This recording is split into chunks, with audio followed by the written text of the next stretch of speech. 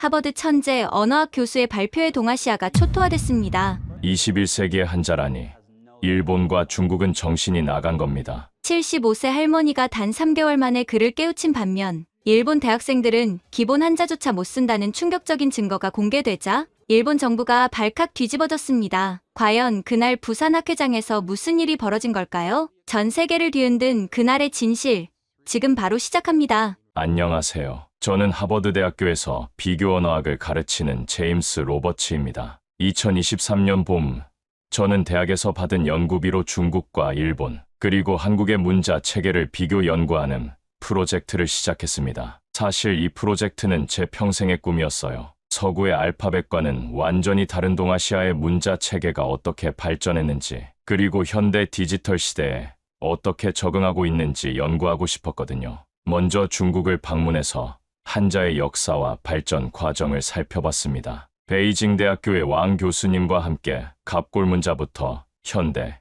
간체자까지의 변천사를 추적했죠. 정말 매력적이었어요. 하나의 글자에 수천 년의 역사가 압축되어 있다는 게 놀라웠습니다. 그 다음엔 일본으로 건너가 한자와 가나, 문자의 조합 체계를 연구했어요. 도쿄대학교에서 만난 학자들은 일본 문자 체계의 복잡성을 자랑스럽게 설명했습니다. 우리는 한자의 깊이와 가나의 유연성을 모두 가지고 있습니다. 라고 말이죠. 솔직히 말하면 한국은 그저 마지막 일정을 채우기 위한 방문이었습니다. 하버드로 돌아가기 전에 3개월 정도 머물며 자료나 수집하고 가려고 했어요. 한글, 그거 그냥 알파벳 비슷한 표음 문자 아닌가? 저는 그렇게 생각하고 있었어요. 중국의 5,000년 역사를 담은 한자나 일본의 복잡하고 정교한 문자 체계에 비하면 한글은 별로 연구할 게 없을 거라고 여겼죠. 게다가 한국은 역사적으로 한자 문화권이었는데 그걸 포기했다니 뭔가 안타깝기까지 했습니다. 하버드에서 동료 교수들과 이야기할 때도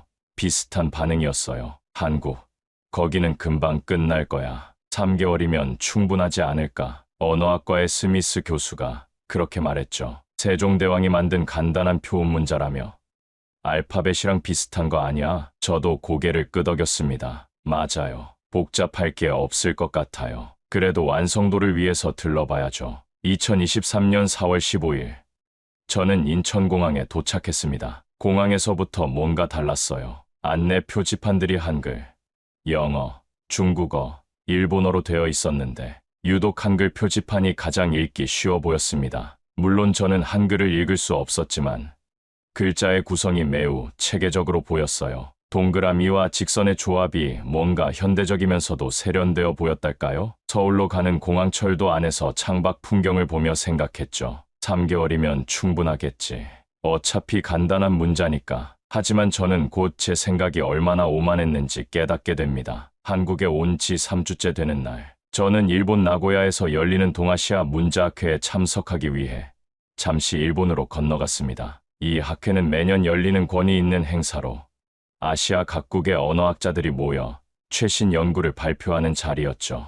김포공항에서 나고야로 가는 비행기는 2시간도 채 걸리지 않았습니다. 비행기 안에서 학회 자료를 다시 한번 훑어봤어요. 동아시아 문자의 과거, 현재, 미래라는 주제였는데 발표자 명단을 보니 쟁쟁한 학자들이 많았습니다. 나고야 국제회의장은 수백 명의 학자들로 가득했습니다. 로비에서는 각국 학자들이 삼삼오오 모여 이야기를 나누고 있었어요. 저는 영어 동시 통역 이어폰을 받아들고 대강당으로 들어갔습니다. 개회식이 끝나고 첫 번째 기조연설이 시작되었습니다. 무대 위로 백발의 노신사가 올라왔어요. 와세다 대학의 후지와라 타케시 교수였습니다. 일본 언어학계의 거물이자 한자 연구의 최고 권위자였죠. 신사숙녀 여러분, 오늘 저는 동아시아 문명의 정수인 한자에 대해 말씀드리고자 합니다. 그의 목소리는 나이에 비해 힘이 있었어요. 스크린에는 갑골 문자부터 현대 한자까지의 변천사가 펼쳐졌습니다. 보십시오. 이 아름다운 문자들을. 수천 년의 지혜가 응축된 이 문자야말로 진정한 문화의 그릇입니다. 그는 사랑을 뜻하는 애라는 글자를 크게 띄우며 설명을 이어갔습니다. 이 한 글자 안에 얼마나 깊은 의미가 담겨 있는지 보십시오. 마음심에 받을 수, 그리고 천천히 걸을 쇠. 사랑은 마음으로 받아들이며 천천히 걷는 것입니다. 이런 철학적 깊이를 담을 수 있는 문자가 또 어디 있겠습니까? 청중들이 감탄하는 소리가 여기저기서 들렸습니다. 확실히 설득력 있는 설명이었어요. 하지만 그의 다음 말에 저는 미간을 찌푸렸습니다. 그런데 안타깝게도 어떤 나라는 이런 보물을 스스로 버렸습니다. 한자를 버리고 단순한 표음 문자만을 사용하기로 한 것이죠. 이는 마치 금을 버리고 돌을 택한 것과 같습니다. 부지와라 교수는 대놓고 한국을 지목하지는 않았지만 누가 봐도 한국을 겨냥한 발언이었습니다. 그는 열정적으로 계속 말했어요. 한자 없는 문자는 마치 뿌리 없는 나무와 같습니다. 겉보기엔 간단해 보여도 깊이가 없죠. 진정한 사상과 철학을 담을 수 없는 얕은 그릇일 뿐입니다. 복잡함을 견디지 못하고 쉬운 길을 택한 대가는 문화적 빈곤입니다. 회장에 있던 한국 학자들의 표정이 굳어지는 게 보였습니다. 앞줄에 앉아있던 한 한국 교수는 주먹을 꽉 쥐고 있었고 다른 분은 고개를 숙이고 계셨어요. 몇몇은 자리에서 일어나려다가 참는 것 같았습니다. 저도 그때는 그냥 지켜보기만 했습니다. 아직 한글에 대해 제대로 알지 못했으니까요. 하지만 왠지 모르게 마음 한구석이 불편했습니다. 학문적 토론이 아니라 일방적인 폄하처럼 들렸거든요. 문자라는 게 우열을 가릴 수 있는 것인가 하는 의문이 들기 시작했습니다. 나고야에서 돌아온 다음날 아침, 저는 호텔 근처 카페에 들렀습니다. 종로 3가의 작은 카페였는데 아침부터 사람들로 붐비고 있었어요. 커피를 주문하고 창가 자리에 앉아 한국 사람들을 관찰하기로 했습니다. 인류학자의 기본은 관찰이니까요. 그런데 정말 놀라운 장면을 목격했어요. 바로 옆 테이블에 8살쯤 되어 보이는 아이가 엄마와 함께 앉아 있었는데 그 아이가 메뉴판을 들고 혼자서 술술 읽어내는 거예요. 엄마, 나는 초코라떼 마실래. 여기 마시멜로 올라간 거. 그리고 딸기 케이크도 먹고 싶어. 아이는 초코라떼라는 외래어도, 마시멜로라는 복잡한 단어도, 딸기 케이크라는 합성어도 막힘없이 읽었습니다. 엄마가 웃으며 말했어요. 그래. 하지만 케이크는 밥만 먹기로 하자. 알았어. 그럼 나머지는 동생 갖다 줄게. 프랑스나 미국에서는 이 나이 아이들이 이렇게 자연스럽게 읽기란 쉽지 않거든요. 영어의 경우 러프, 도우, 수로 같은 단어들은 철자는 비슷한데 발음이 완전히 달라서 아이들이 혼란스러워하죠. 프랑스어는 더 복잡합니다. 묵음이 많아서 글자와 소리가 일치하지 않는 경우가 많거든요. 옆 테이블에는 대학생들이 노트북을 펴고 뭔가를 열심히 타이핑하고 있었어요. 그들의 타이핑 속도가 놀라울 정도로 빨랐습니다. 호기심이 생긴 저는 살짝 화면을 훔쳐봤는데 한글로 리포트를 쓰고 있더군요. 야, 이 부분 좀 봐봐. 교수님이 인용문은 꼭 출처 밝히래. 맞다. 나도 깜빡했네. 근데 이거 영어로 된 논문인데 번역해서 인용해도 되나? 당연하지. 번역 인용이라고 표시하면 돼. 그들의 대화를 들으며 저는 놀랐습니다. 한국 대학생들이 이렇게 자연스럽게 학술적 글쓰기를 하고 있다니요. 카페를 나와 지하철을 탔습니다. 종로 3가역은 출근 시간이라 사람들로 가득했어요. 그런데 더 놀라운 건 지하철 안 풍경이었습니다. 70대로 보이는 할머니 한 분이 스마트폰으로 뭔가를 열심히 타이핑하고 계셨어요. 자세히 보니 카카오톡으로 메시지를 보내고 계시더군요. 그것도 아주 빠른 속도로요. 할머니도 카톡 잘하시네요. 옆에 있던 젊은 여성이 말했어요. 요즘은 이거 없으면 손주들이랑 대화도 못해. 미국에 있는 손자가 매일 안부 묻거든. 할머니가 환하게 웃으며 답하셨죠. 저는 미국의 할머니들을 떠올렸습니다. 제 어머니만 해도 70이 넘으셨는데 스마트폰 문자 메시지조차 어려워하세요. 키보드가 너무 작고 영어 자동 완성 기능이 오히려 혼란스럽다고 하시죠. 그런데 한국 할머니는 이렇게 자연스럽게 사용하시다니. 호기심이 더 커진 저는 도서관에도 가봤습니다. 종로 도서관이었는데 평일 오후인데도 사람들로 가득했어요. 10대부터 80대까지 정말 다양한 연령층이 책을 읽고 있었습니다. 특히 인상적이었던 건 신문을 읽는 노인분들이었어요. 돋보기 없이도 술술 읽어 나가시는 모습이 신기했죠. 한 할아버지는 신문을 읽다가 뭔가를 메모하고 계셨는데 그 글씨가 또박또박 정확했습니다. 혹시 한글이 정말로 읽기 쉬운 문자인가? 처음으로 이런 의문이 들기 시작했습니다. 부지와라 교수의 말과는 정반대의 현상을 목격하고 있었으니까요. 한국에 온 지 한 달째 되는 날이었습니다. 저는 서울의 골목길을 걷다가 길을 잃었어요. 북촌 한옥마을을 구경하러 갔다가 돌아오는 길이었는데 비슷비슷한 골목들이 미로처럼 얽혀 있었죠. 구글맵을 봐도 도무지 방향을 알 수 없었습니다. 한글로 된 표지판들은 제게 아무런 의미가 없었고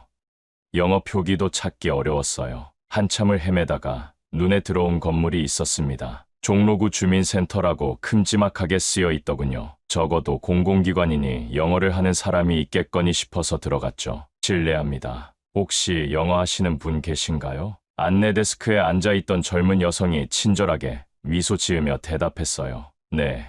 어떻게 도와드릴까요? 제가 호텔로 가는 길을 잃어서요. 포시즌스 호텔 아시나요? 아, 네. 여기서 그리 멀지 않아요. 제가 지도를 그려드릴게요. 그녀는 종이에 간단한 약도를 그려주었습니다. 정말 친절했어요. 고맙다고 인사하고 나가려는데 우연히 2층에서 들려오는 소리에 발걸음을 멈췄습니다. 자, 오늘은 받침이 있는 글자를 배워볼 거예요. 밥이라는 글자를 한번 써보세요. 비읍, 비읍, 세 개를 모아서 한 글자가 돼요. 선생님의 목소리가 참 따뜻하게 들렸어요. 무슨 수업인가 싶어서 계단을 올라가 봤습니다. 복도 끝 교실에서 소리가 나고 있었어요. 문이 반쯤 열려 있어서 살짝 들여다봤습니다. 놀랍게도 70대, 80대로 보이는 어르신들이 연필을 들고 한글을 쓰고 계셨어요. 15명 정도 되는 학생들이 모두 머리가 하얗게 센 노인분들이었죠. 칠판에는 노인 한글 교실이라고 쓰여 있었습니다. 저도 모르게 문을 더 열고 들어갔습니다. 선생님이 저를 보고 놀란 표정을 지었어요. 어머, 외국분이신가요? 네. 미국에서 온 언어학자입니다. 혹시 수업을 참관해도 될까요? 정말 흥미로워서요. 선생님은 잠시 망설이다가 환하게 웃으며 말했어요. 물론이죠. 어르신들. 오늘은 특별한 손님이 오셨어요. 미국에서 오신 교수님이래요. 어르신들이 모두 저를 쳐다보셨어요. 누군가는 손을 흔들어 주시고 누군가는 수줍게 미소 지으셨죠. 저는 교실 뒤편에 조용히 앉았습니다. 그때 본 광경은 정말 잊을 수 없어요. 주름진 손으로 연필을 꼭 쥐고 한 글자 한 글자 정성스럽게 쓰시는 어르신들. 그분들의 눈빛은 마치 초등학생처럼 반짝이고 있었습니다. 선생님, 이거 맞아요.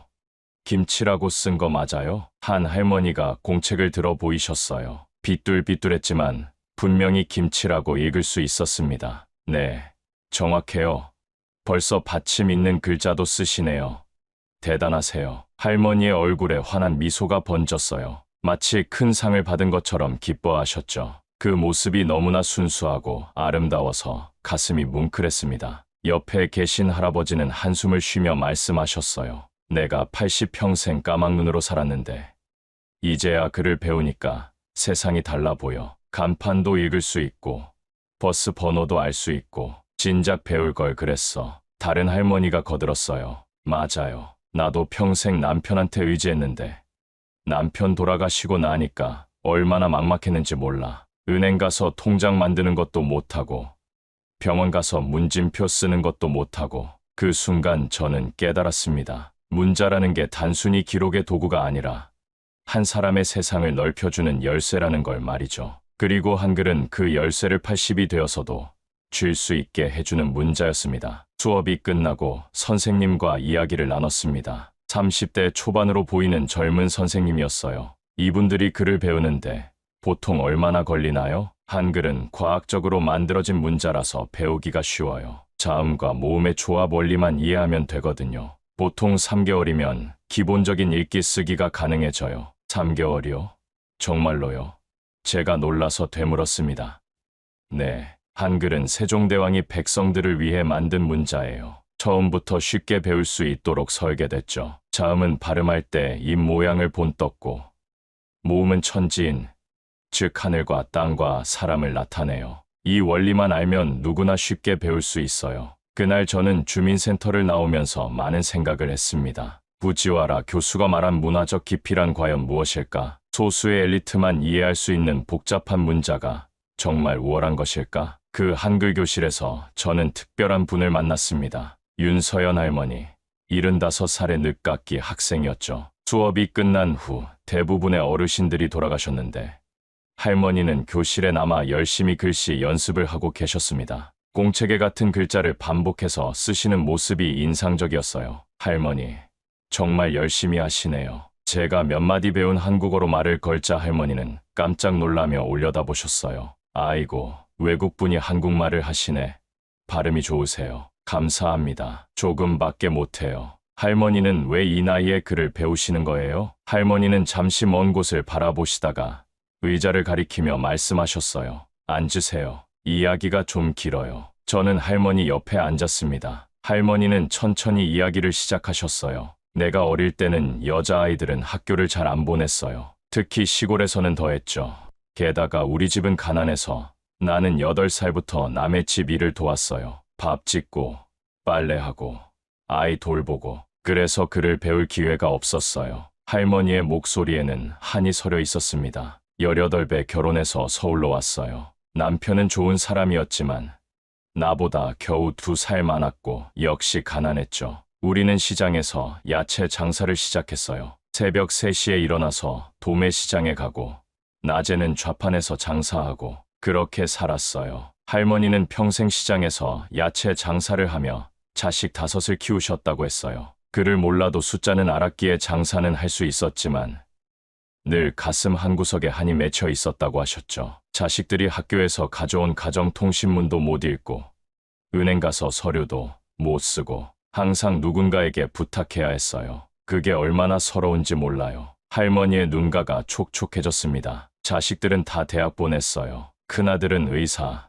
둘째는 선생님, 막내는 회사원. 다들 잘 살아요. 그런데 나는 여전히 글을 몰라요. 아들이 의사가 됐는데 엄마는 자기 이름도 못 쓴다는 게 얼마나 부끄러웠는지. 하지만 할머니가 글을 배우기로 결심한 진짜 이유는 따로 있었습니다. 작년에 미국에 사는 손자가 한국어로 편지를 보내왔어요. 큰아들 아이인데 미국에서 태어났지만 한국 학교에서 한글을 배웠다면서. 그런데 나는 그걸 읽을 수가 없었어요. 할머니는 가방에서 조심스럽게 편지 한 통을 꺼내셨어요. 봉투가 많이 낡아 있었는데 자주 꺼내본 흔적이 역력했습니다. 남편이 읽어주긴 했지만 내가 직접 읽고 싶었어요. 손자가 할머니 보고 싶어요. 사랑해요라고 쓴 글자를 내 눈으로 보고 싶었어요. 그리고 내 손으로 답장도 쓰고 싶었고요. 그래서 할머니는 75의 나이에 한글 교실의 문을 두드렸다고 하셨어요. 처음엔 너무 창피했어요. 이 나이에 무슨 글 공부냐고. 며느리도 말렸어요. 하지만 나는 꼭 배우고 싶었어요. 죽기 전에 손자 편지를 내 눈으로 읽고 내 손으로 답장을 쓰고 싶었어요. 할머니는 공책을 꺼내 보여주셨습니다. 첫 페이지부터 차근차근 연습한 흔적이 있었어요. 처음엔 선 긋기부터 시작해서 기역, 니은, 디귿, 리을, 자음 연습, 아야어여 모음 연습, 그리고 간단한 글자들. 선생님이 참 잘 가르쳐 주세요. 한글이 이렇게 쉬운 줄 알았으면 진작 배웠을 텐데 처음엔 무서웠어요. 한자처럼 복잡할까봐. 하지만 선생님이 자음은 입 모양을 본뜬 거고 모음은 하늘과 땅과 사람을 본뜬 거라고 설명해 주시니까 이해가 되더라고요. 맨 뒤 페이지에는 손자에게 쓰려고 연습한 편지가 있었습니다. 사랑하는 우리 지훈아, 할머니야. 너가 보낸 편지 잘 받았다. 이제 할머니도 글을 읽을 수 있어. 너가 쓴 글자 하나하나가 다 예뻐서 할머니는 매일 읽어본단다. 보고 싶구나. 사랑한다. 비록 맞춤법이 완벽하지는 않았지만 그 편지에는 할머니의 사랑이 가득 담겨 있었습니다. 저는 그 순간 눈시울이 뜨거워졌어요. 할머니, 이거 정말 잘 쓰셨어요. 손자가 받으면 정말 기뻐할 거예요. 정말요? 아직 틀린 데가 많은데 틀린 게 중요한 게 아니에요. 할머니의 마음이 담겨 있잖아요. 그게 가장 중요해요. 할머니는 수줍게 웃으셨어요. 선생님, 나는 이제 세상이 달라졌어요. 어제는 처음으로 은행에서 혼자 서류를 작성했어요. 이름이랑 주소, 전화번호를 내 손으로 썼어요. 직원이 놀라더라고요. 이 나이에 글씨를 이렇게 잘 쓰신다고. 할머니의 눈빛이 자랑스러움으로 빛났습니다. 그리고 이제는 신문도 조금씩 읽을 수 있어요. 아직 어려운 말은 모르지만 큰 제목은 읽을 수 있어요. 세상이 어떻게 돌아가는지 알 수 있게 됐어요. 그날 저는 할머니와 오래 이야기를 나눴습니다. 할머니는 제게 한글이 얼마나 배우기 쉬운지, 그리고 그것이 자신의 삶을 어떻게 바꿔놓았는지 생생하게 들려주셨어요. 윤서연 할머니와의 만남 이후 저는 한글에 대해 본격적으로 연구하기 시작했습니다. 단순히 관찰만 하는 것이 아니라 구체적인 데이터를 수집하고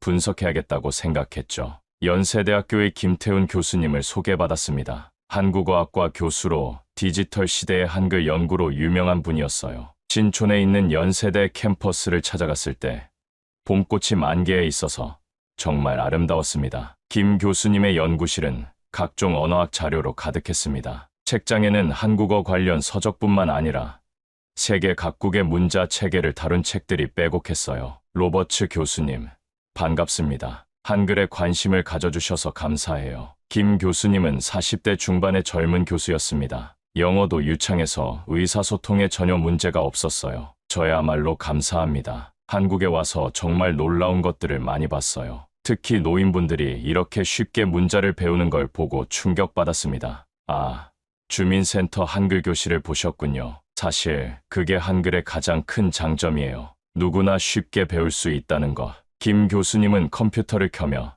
준비해둔 자료를 보여주기 시작했습니다. 로버츠 교수님, 이 데이터를 한번 보세요. 화면에는 각국의 문자 학습 시간을 비교한 차트가 떴습니다. 정말 충격적이었어요. 한글은 평균 24개의 자모만 익히면 모든 소리를 표현할 수 있습니다. 기본 자음 14개, 기본 모음 10개죠. 물론 복합 자모도 있지만 그것도 기본 자모의 조합이라 쉽게 익힐 수 있어요. 반면 일본어는 어떨까요? 일본어는 히라가나 46자, 가타카나 46자, 그리고 상용한자 2136자를 배워야 합니다. 초등학교 6년 동안 1006자, 중학교 3년 동안 1130자를 배우죠. 중국어는 더 심했습니다. 중국은 기본적으로 3500자 정도는 알아야 일상생활이 가능해요. 신문을 읽으려면 5000자는 알아야 하고요. 구체적인 숫자로 보니 차이가 명확했어요. 그런데 이게 단순히 배우기 쉽다는 것만의 문제가 아닙니다. 디지털 시대에는 더 큰 차이가 나타나요. 김 교수님은 다음 자료를 보여주셨습니다. 컴퓨터 자판 입력 속도 비교였어요.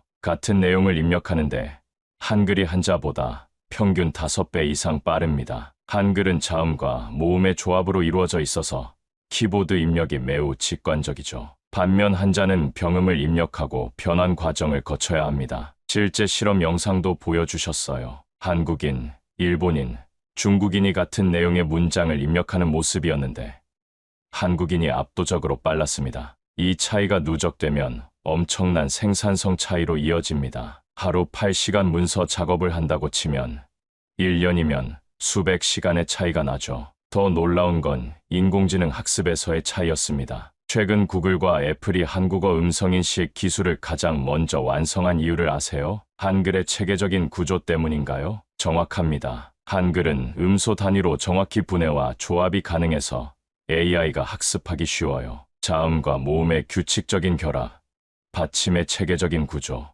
이 모든 게 컴퓨터가 이해하기 쉬운 형태예요. 김 교수님은 실제 실험 결과도 보여주셨어요. 같은 AI 모델의 한국어, 일본어, 중국어를 학습시켰을 때의 결과였습니다. 정확도를 보세요. 한국어가 98%, 일본어가 89%, 중국어가 85%입니다. 학습 속도도 한국어가 가장 빨랐고요. 왜 이런 차이가 나는 거죠? 한글은 소리와 문자가 1대1로 대응됩니다. 가는 언제나 가로 발음되죠. 하지만 한자는 문맥에 따라 발음이 달라집니다. 일본어의 경우 생이라는 한자만 해도 수십 가지 읽는 방법이 있어요. 김 교수님은 마지막으로 의미심장한 말을 했습니다. 로버츠 교수님, 이건 단순히 문자가 쉽다는 차원을 넘어서는 문제입니다. 미래 사회에서의 경쟁력과 직결되는 거죠. 정보화 시대, AI 시대에 어떤 문자 체계가 더 유리할까요? 한국에서의 연구를 어느 정도 마무리한 후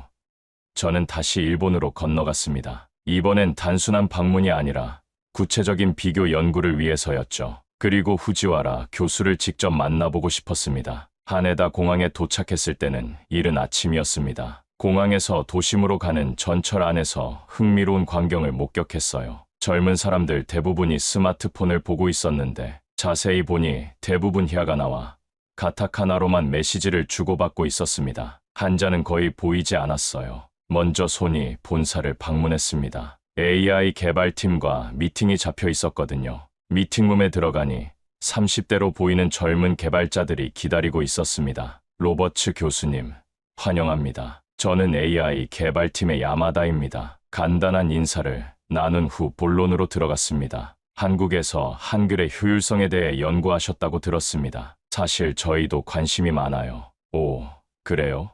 왜 관심을 가지게 되셨나요? 야마다 씨가 조심스럽게 말을 꺼냈어요. 솔직히 말씀드리면 저희도 한글이 부럽습니다. 특히 개발 업무를 할 때 더 그래요. 옆에 있던 다른 개발자가 거들었습니다. 코딩할 때 주석을 달거나 문서를 작성할 때 한자 변환 때문에 시간이 너무 많이 걸려요. 특히 기술 문서에서 새로운 용어를 만들어야 할 때는 정말 골치 아픕니다. 구체적으로 어떤 어려움이 있나요? 예를 들어 볼게요.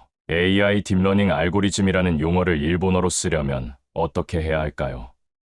인공지능은 한자로 쓰고 딥러닝은 가타카나로 쓰고 알고리즘도 가타카나. 이게 섞여 있으면 가독성이 떨어져요. 야마다 씨가 노트북을 열어 실제 문서를 보여줬습니다. 이게 저희가 작성한 기술 문서인데 보시다시피 한자, 히라가나, 가타카나, 영어가 모두 섞여 있어요. 읽기도 어렵고 쓰기는 더 어렵죠. 한국 개발자들과 협업해 본 적이 있는데 그들의 문서 작성 속도가 저희보다 훨씬 빨랐어요. 처음엔 실력 차이인 줄 알았는데 알고 보니 문자 체계의 차이더라고요. 다른 개발자가 자신의 경험을 들려줬습니다. 작년에 한국 기업과 공동 프로젝트를 했어요. 화상회의를 하면서 실시간으로 회의록을 작성했는데 한국 쪽 담당자는 회의 내용을 거의 실시간으로 타이핑했어요. 저는 한자 변환 때문에 계속 뒤처졌죠. 점심시간에는 대학생들을 만났습니다. 와세다 대학 근처 카페에서 만난 학생들은 더 직설적이었어요. 저희 세대는 이미 가타카나 세대예요. 한자는 읽을 수는 있어도 쓸 수는 없죠. 22살의 여대생 사토 유키가 말했습니다. 이거 보세요. 제가 친구들과 주고받은 라인 메시지인데 거의 히라가나랑 가타카나로만 되어 있죠. 한자 변환하기 귀찮아서 그냥 이렇게 써요. 옆에 있던 남학생이 덧붙였습니다. 교수님들은 리포트에 한자를 제대로 쓰라고 하시는데 솔직히 왜 그래야 하는지 모르겠어요. 의미 전달에는 문제 없는데 굳이 복잡한 한자를 써야 하나요? 다나카라는 학생은 자신의 경험을 들려줬습니다. 작년에 한국으로 교환학생을 갔었어요. 거기서 한글을 배웠는데 정말 쉽더라고요. 2달 만에 웬만한 건 다 읽을 수 있었어요. 2달이요. 정말로? 네. 한글은 규칙이 간단해요. 자음과 모음을 조합하는 방식만 알면 돼요. 일본에 돌아와서 생각해보니 우리가 한자 배우는데 쓰는 시간에 다른 걸 배웠으면 얼마나 좋았을까 싶었어요. 학생들과의 대화를 마치고 마침내 후지와라 교수를 만나러 갔습니다. 와세다 대학교의 오래된 연구동은 역사의 무게가 느껴졌어요. 후지와라 교수의 연구실은 고서들로 가득했고 벽에는 복잡한 한자들이 빼곡히 적혀 있었어요. 70대의 노 교수는 엄격한 표정으로 저를 맞았습니다. 로버츠 교수, 한국에서의 연구는 어떠셨습니까? 약간 비아냥거리는 투였지만 저는 침착하게 대답했습니다. 매우 인상적이었습니다. 특히 한글의 효율성과 접근성에 놀랐어요. 후지와라 교수의 표정이 굳어졌습니다. 효율성, 접근성? 그런 것들이 문자의 가치를 결정합니까?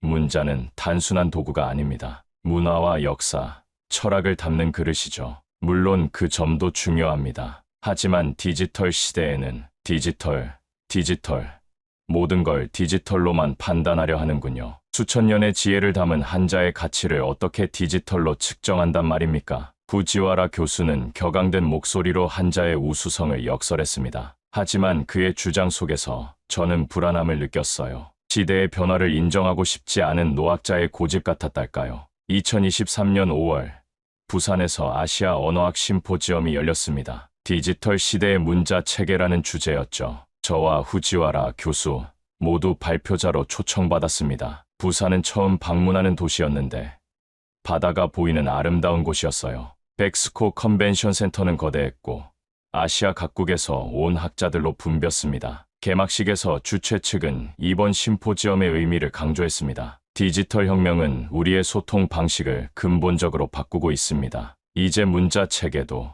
이러한 변화에 적응해야 할 때입니다. 첫날 오후 드디어 후지와라 교수와 저의 발표가 연달아 예정되어 있었습니다. 대강당은 500명이 넘는 청중으로 가득 찼어요. 통역 부스에는 한국어, 일본어, 중국어, 영어 동시 통역사들이 대기하고 있었죠. 후지와라 교수가 먼저 단상에 올랐습니다. 검은 양복을 입은 그의 모습은 권위적이었어요. 신사숙녀 여러분, 오늘 저는 디지털 시대에도 변하지 않는 한자의 가치에 대해 말씀드리고자 합니다. 그는 준비한 슬라이드를 띄우며 열정적으로 발표했습니다. 디지털 시대에도 한자의 가치는 변하지 않습니다. 오히려 정보의 압축성 면에서 한자가 더 유리합니다. 하나의 글자에 복잡한 의미를 담을 수 있으니까요. 스크린에는 다양한 한자들이 나타났습니다. 예를 들어 민주주의라는 개념을 표현할 때 한글로는 5글자가 필요하지만 한자로는 민주주의 4글자로 충분합니다. 더 중요한 건 각 글자가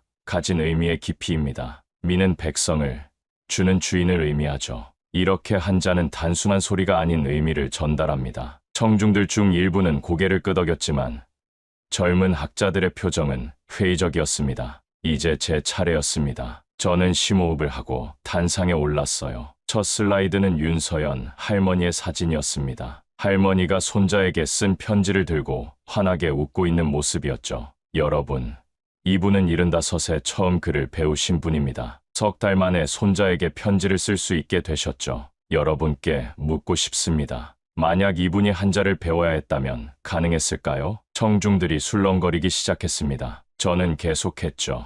문자의 가치는 얼마나 많은 정보를 압축할 수 있는가가 아닙니다. 얼마나 많은 사람이 쉽게 사용할 수 있는가가 중요합니다. 민주주의 사회에서 문자는 소수의 전유물이 아니라 모두의 도구가 되어야 합니다. 다음 슬라이드는 각종 통계 자료였습니다. 한국의 문맹률은 세계 최저 수준입니다. 특히 주목할 점은 노인층의 디지털 문해율이에요. 70대 이상 노인의 80%가 스마트폰으로 메시지를 주고받습니다. 일본은 어떤가요? 30%도 안 됩니다. 구체적인 숫자가 스크린에 떴습니다. 왜 이런 차이가 날까요? 한글은 자음과 모음의 조합으로 직관적인 입력이 가능하지만 한자는 복잡한 변환 과정을 거쳐야 하기 때문입니다. 마지막으로 AI 학습 효율성 데이터를 보여줬습니다. 구글과 애플, 아마존, 세계적인 IT 기업들이 한국어 음성인식을 가장 먼저 완성한 이유가 무엇일까요? 바로 한글의 체계적이고 과학적인 구조 때문입니다. 저는 마무리하며 말했습니다. 세종대왕은 500년 전에 이미 미래를 내다봤습니다. 모든 백성이 쉽게 배우고 쓸 수 있는 문자, 그것이 진정한 문명의 도구입니다. 디지털 시대를 맞아 그 가치가 더욱 빛나고 있는 것이죠. 제 발표가 끝나자 뜨거운 박수가 터져 나왔습니다. 후지와라 교수의 얼굴이 불그락불그락하는 게 보였어요. 곧 질의응답 시간이 되었습니다. 후지와라 교수가 벌떡 일어났어요. 로버츠 교수는 문자의 깊이를 이해하지 못하는 것 같습니다. 쉽다고 해서 좋은 게 아닙니다. 한글 같은 단순한 표음 문자로는 깊은 사상을 표현할 수 없습니다. 그는 목소리를 높이며 계속했습니다. 문자는 단순한 의사소통 도구가 아닙니다. 문화와 전통, 철학을 담는 그릇입니다. 복잡함을 견디지 못하고 쉬운 길만 택한다면 우리는 문화적 깊이를 잃게 될 것입니다. 그가 잠시 멈추더니 치명적인 실수를 했습니다. 그래서 한국은 품격 없는 문자를 쓰는 것입니다.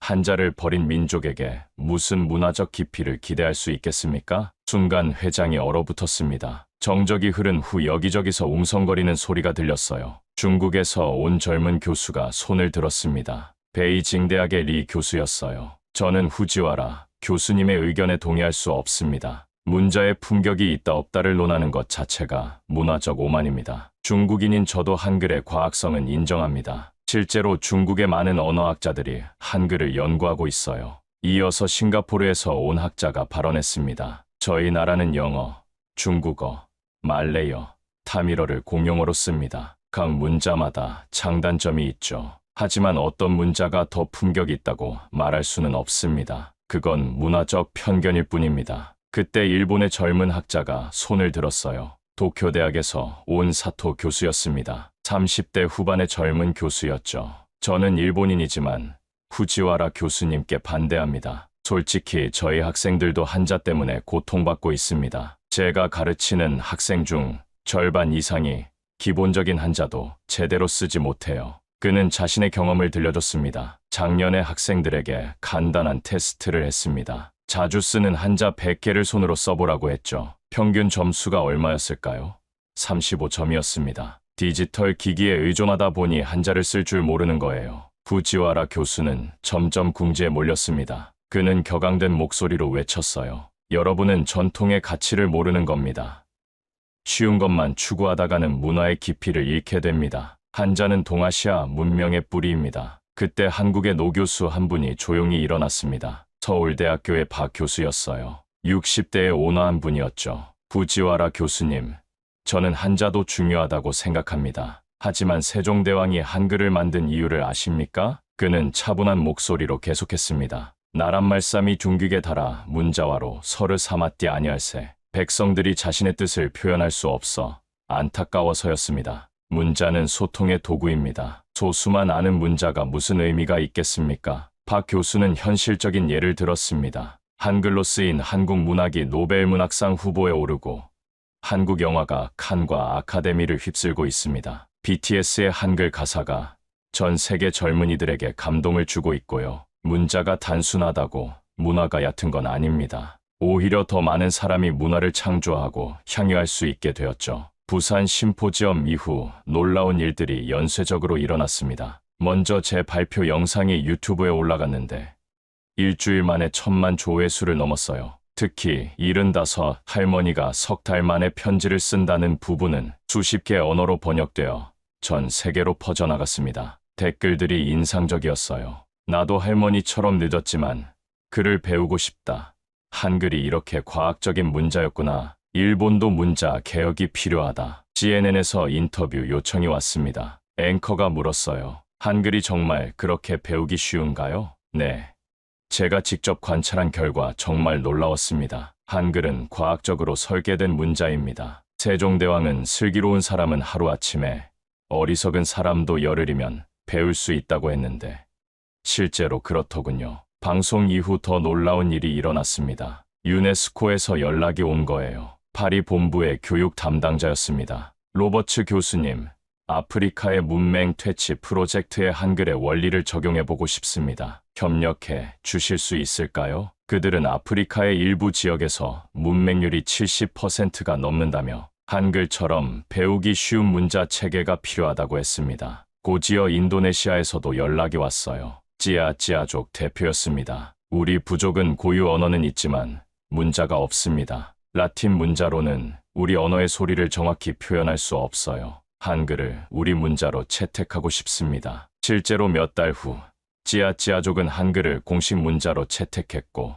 한국 정부가 교사를 파견해 한글 교육을 시작했습니다. 실리콘밸리의 반응도 뜨거웠어요. 구글의 AI 팀장이 직접 연락해 왔습니다. 한글의 조합 원리를 우리 AI 언어 모델에 응용하고 싶습니다. 자음과 모음의 체계적 결합이 기계학습에 매우 효율적일 것 같아요. 메타와 애플도 비슷한 제안을 해왔어요. 한글의 구조를 연구해서 더 나은 자연어 처리 시스템을 만들고 싶다는 거였죠. 가장 놀라운 변화는 일본에서 일어났습니다. 젊은 학자들과 기업인들이 중심이 되어 디지털 시대의 일본어 개혁위원회가 만들어진 거예요.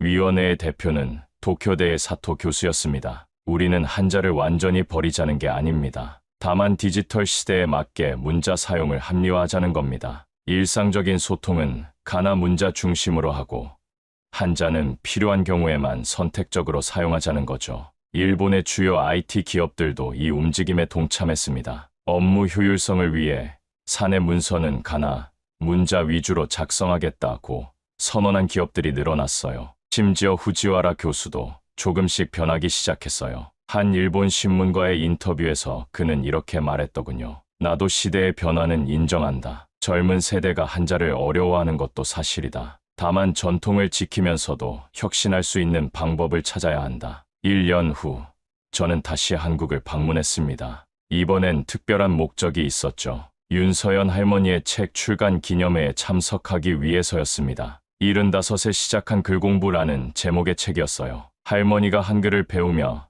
쓴 일기와 손자와 주고받은 편지들을 모은 책이었죠. 출간 기념회는 서울의 한 서점에서 열렸습니다. 놀랍게도 100명이 넘는 사람들이 왔어요. 로버츠 교수님, 정말 감사합니다. 교수님 덕분에 제 이야기가 세상에 알려졌어요. 할머니는 이제 능숙하게 사인을 해주고 계셨습니다. 윤서연이라는 이름을 또박또박 쓰시는 모습이 자랑스러워 보였어요. 이제는 컴퓨터로도 글을 써요. 손자가 노트북을 사줬거든. 매일 일기를 쓰고 있어요. 출간 기념회장에는 특별한 손님들도 왔습니다. 일본에서 온 대학생들이었어요. 그들은 한글을 배우고 있다며 할머니께 한글로 쓴 편지를 전달했죠. 할머니의 이야기를 듣고 저도 용기를 얻었어요. 새로운 것을 배우는데 나이는 상관없다는 걸 깨달았거든요. 2024년 가을, 저는 하버드로 돌아왔습니다. 그리고 동아시아 문자 체계 비교 연구라는 제목의 책을 출간했죠. 책의 마지막 장에 저는 이렇게 썼습니다. 진정한 문명의 척도는 얼마나 복잡한 지식을 담을 수 있느냐가 아니라 얼마나 많은 사람이 그 지식에 접근할 수 있느냐이다. 한글은 이 점에서 인류 문자사의 위대한 성취다. 세종대왕은 500년 전에 이미 디지털 시대를 내다본 것이다. 2025년 봄, 저는 다시 한국을 방문할 예정입니다. 이번엔 유네스코와 함께하는 세계 문맹 퇴치 프로젝트의 일환으로 한글 교육법을 연구하기 위해서죠. 윤서연 할머니도 특별 강사로 참여하실 예정입니다. 세상은 변하고 있습니다. 문자도 시대와 함께 진화해야 합니다. 한글이 보여준 가능성은 단순히 한국만의 자산이 아니라 인류 전체의 희망입니다. 지금까지 하버드 언어학 교수가 한국에서 발견한 놀라운 진실에 대한 이야기를 들려드렸습니다. 단순하다고 무시받던 한글이 사실은 가장 과학적이고 민주적인 문자였다는 사실, 그리고 75 할머니의 꿈을 이뤄준 따뜻한 문자의 힘, 어떻게 들으셨나요? 만약 이 이야기가 감동적이셨다면 문자의 민주화가 왜 중요한지 더 많은 사람들이 알 수 있도록 이 영상을 공유해주세요. 구독과 좋아요도 잊지 마시고요. 지금까지 감동 편지함이었습니다. 감사합니다.